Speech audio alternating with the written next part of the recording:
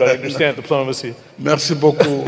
Alors, la cybersécurité, nous l'avons vu dans le film tout à l'heure, est une problématique mondiale, elle est globale, puisque la cybercriminalité ne connaît pas les frontières. Je salue les efforts de l'Arabie Saoudite, le royaume d'Arabie Saoudite, pour avoir eu l'idée d'instituer ce Global Cybersecurity Forum. Parce que c'est une problématique majeure qui ne peut être résolue que par la coopération.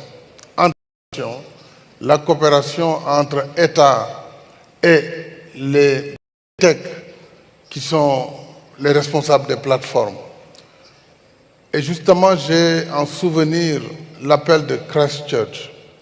Après cette attaque terroriste, le 15 mars 2019, à Christchurch, où on a attaqué 2 mosquées et tué plus de 51 personnes.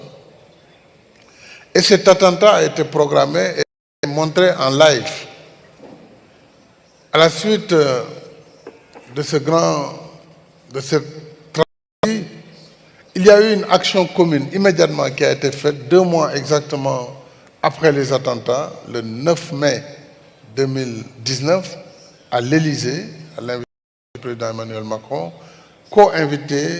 qui a co-organisé avec la première ministre d'alors de la Nouvelle-Zélande. Et plusieurs pays se sont joints immédiatement, dont le Royaume-Uni, le Canada, le Sénégal et d'autres, mais également la présence des big tech, ce qu'on appelle les GAFAM, ils étaient là, Google, Facebook, Twitter, Amazon, etc.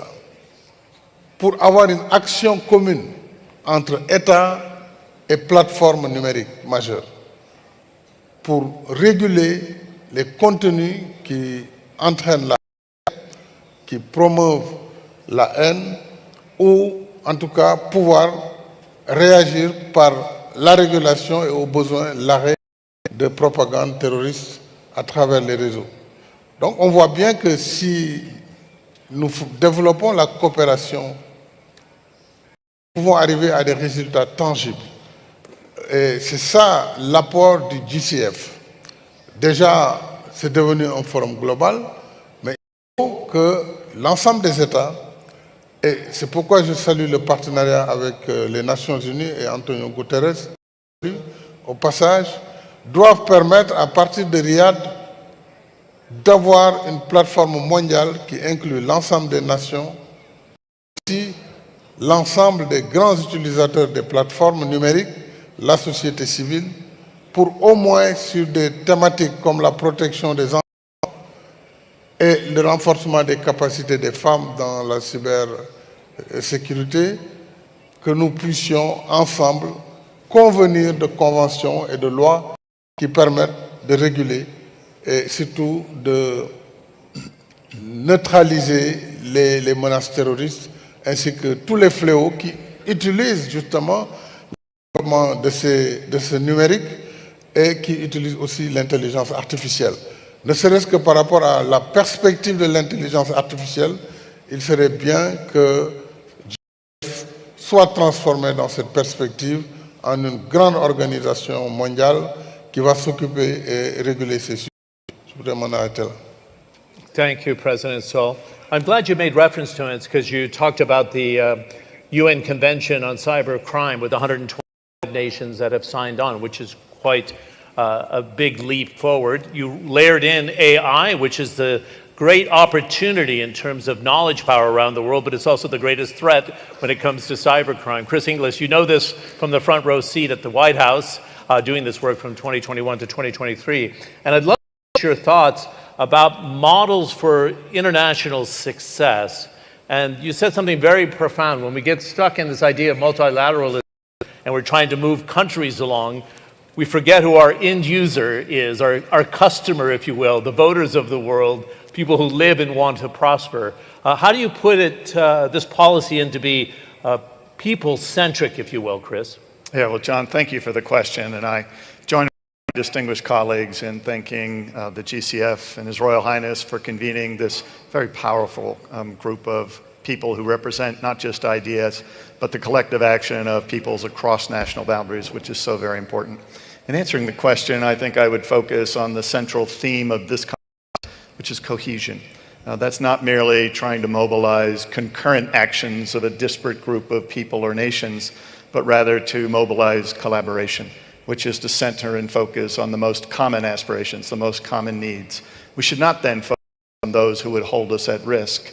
There is a time and a place for that, but rather focus on the needs of our citizens. As Her Excellency, I think so deftly said, if we focus on those aspirations, we're more likely to find common ground. We're more likely to discover that we are not trying to solve similar problems, but we're trying to address the same problems, if not the same aspirations. And by focusing on that, we're therefore more likely to have the mobilization of the collaboration that's required, where we'll make the investments, not simply because we're trying to wake up tomorrow morning to reduce the number of attacks, but to advance the interests of citizens. And there's nothing more fundamental, there's nothing more collaborative than that. Can I focus in on child protection? We heard in the opening ceremony with Rebecca that it is a global initiative led by His Royal Highness, the Crown Prince and the Prime Minister of the Kingdom of Saudi Arabia to take care of children as a priority right now. You talked about people-centric behavior. President Sall brought it up too. This should be our kind of front line. And you bring the tech giants, whether they're in Silicon Valley or they're sitting in Singapore, to the table, private sector, public sector. And you said something very interesting when we had our conversation together, that often they have the same goals, but they go about it in a different way. Well, I think that PCF for identifying that as one of the primary issues going forward. There's nothing more universal than that. There's nothing more inspiring than that. Any two people, regardless of their backgrounds, when they get together, almost certainly begin by saying something about their respective families. We need to deliver for our children a world in which they can have confidence, they can depend upon the digital infrastructure that will meet their needs, that will meet their expectations for safety, for economic vitality, for a world in which we would want them to live. And I think that it's powerful if we, in fact, try to solve those problems together. There's nothing more transformative than combining our efforts and actually doing real work.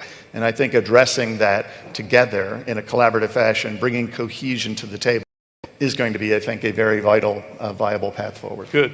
President Clinton, I'd love to talk to you about this idea of layering on AI, as I suggested in my opening comments here. It's a great opportunity, $3 trillion deployed already, whether it comes to the energy for artificial intelligence or software development. Everybody sees it as a race, even a competition between the number 1 and 2 economies, the US and China, around the world. How do you make multilateralism work in this context? Because it's not easy to set governance for AI. And I think, for example, the GCC, Ryad, Saudi Arabia, serves as a great bridge between East and West. But so far, we don't see people embracing regulation for AI. And how do you get that sort of collaboration that Chris is talking about? Yes, you're absolutely right. The interest on the AI is so diverging from completely letting the private sector have open hands to, on the other hand, complete state control over what happens in AI. I believe that we will need regulation because AI presents many opportunities but also many challenges and dangers. And in order to look at what we're doing and make it sort of future-proof, so to say, we need to have an approach that starts from the premise, how do we make our treaties, how do we make our agreements future-proof so that don't expire like yesterday's software. And the technology moves a lot faster than diplomacy does. So diplomacy needs to catch up. And how do we do that? First and foremost, we need to follow that. We need to establish panels that monitor groups of experts, groups of specialists that include also representatives of the industry, representatives of the governments. We can take the example of the United Nations setting up the expert panel on artificial intelligence to monitor what will be going on with respect to the AI and how it will reflect upon everything UN is doing, so on all the aspects of our lives, and that is a good way forward. Now, when we look at treaties that will be in cyberspace that need to take into account future developments, we have to focus not on the specific technology, not on the gadgets, but we need to focus on principles, processes. So again, the principles need to be the principles that we all agree on, and that is protecting societies, protecting communities, protecting families, and the principles of cooperation.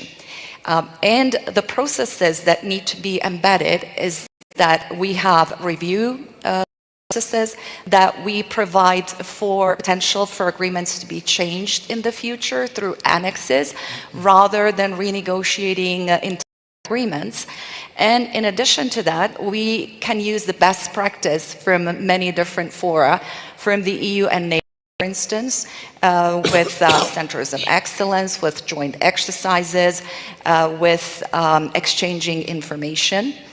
And building that into this review process that is actually creating a habit of constant consultation and a 360-degree view of what is going around us, both the challenges and the opportunities, both government and the private sector, and of course, it all reflects on the entire society. Okay, this is an excellent conversation.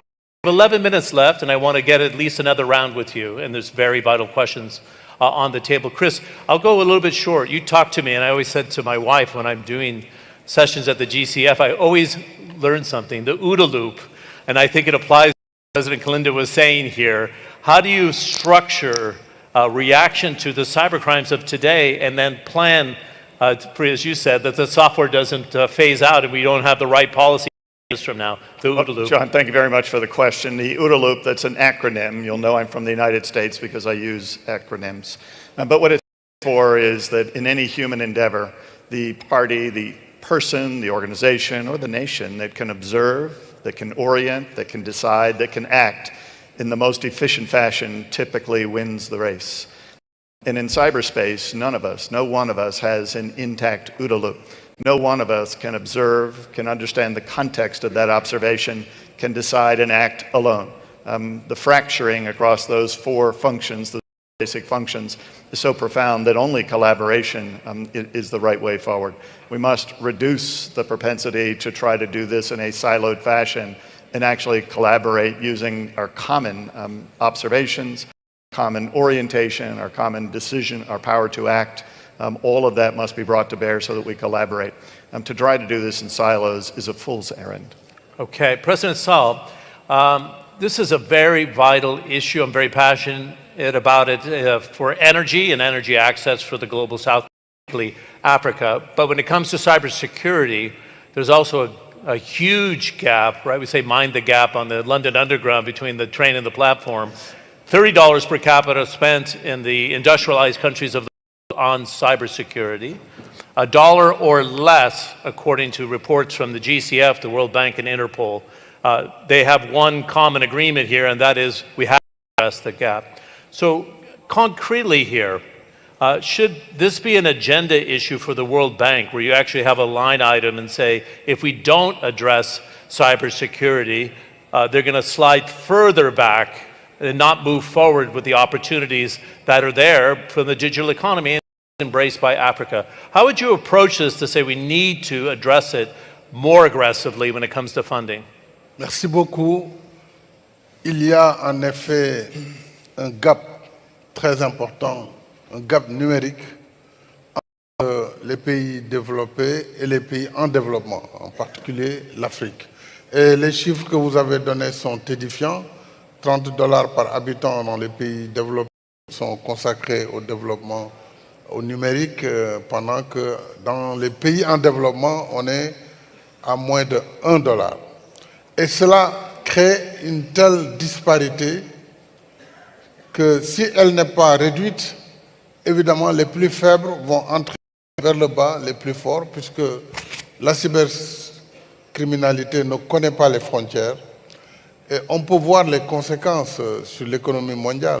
Imaginons-nous un instant New York sans électricité pendant une journée, ce qui est tout à fait dans l'ordre du possible, ou ce qui a été récemment en Europe, où pratiquement tous les aéroports ont été bloqués en quelques heures, entraînant une conséquence mondiale de l'action qui a été faite.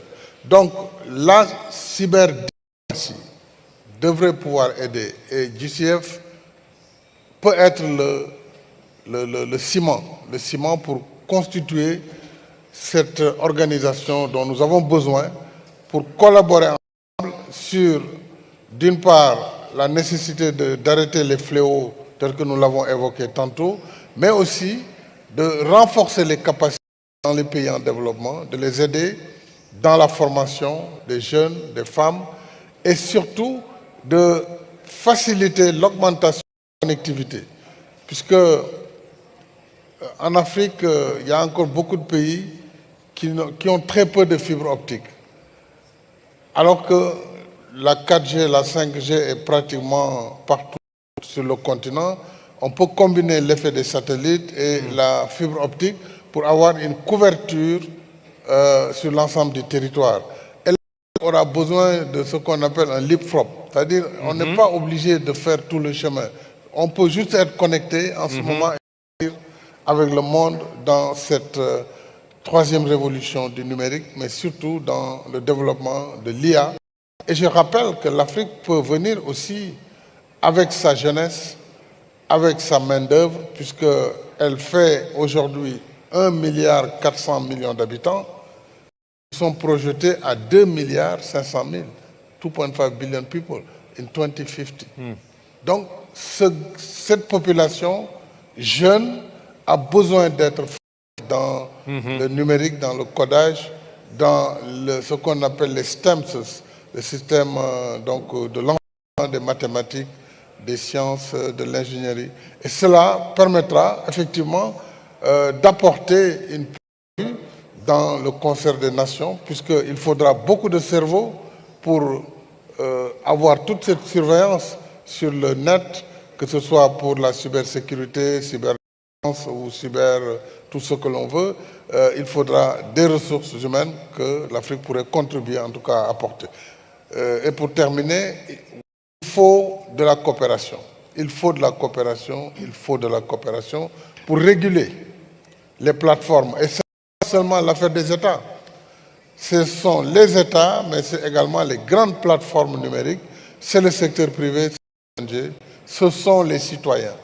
Ensemble, nous pourrons avoir un monde où le numérique sera au cœur de toutes nos préoccupations, au cœur des activités humaines, mais, comme le disait un penseur historique, Rabelais, science sans conscience n'est que ruine de l'âme.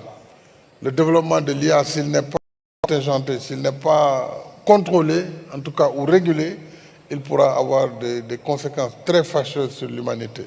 Donc, il est temps d'agir, et je pense qu'à partir de Ryad, nous pouvons faire cet appel, comme nous avons suivi l'appel de Christchurch. Merci beaucoup. Thank you very, very much. It's interesting how you said the leapfrogging. The estimates show through the GCF research adding 500 million Africans into the digital sphere, and they need protection as they do so. And the